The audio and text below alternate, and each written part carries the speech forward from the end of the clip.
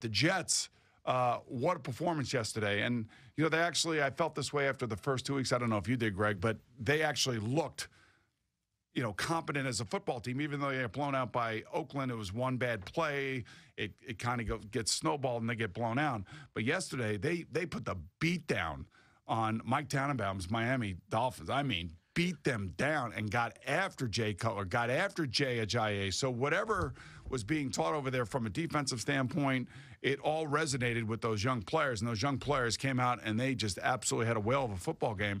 And then on top of it, the 38-year-old Josh McCown must be reading TB12 because whatever TB12 is taken up in New England, it seems like Josh McCown must be taking it down here for the Jets because he played a pretty efficient game yesterday. It was shocking to me that that's the way that game went because I watched the Miami Dolphins basically really look like a team that had been together for a long time. And Jay Cutler had been there for a couple of years when they beat the Chargers, and then they were just completely out of sorts. And a Jets defense that was just embarrassingly bad for stretches in the first couple of weeks were flat out great. And I think the bigger story was not so much about the Jets offense and McCown, but how they shut down Jay Ajayi. Now, he was on the injury report. He had a knee issue. Then he got hit. Well, the Jets came in after 2 weeks being the 32nd ranked run defense. Right. Yeah. And the fact that they shut that guy down. 30 rushing yards by the Miami Dolphins.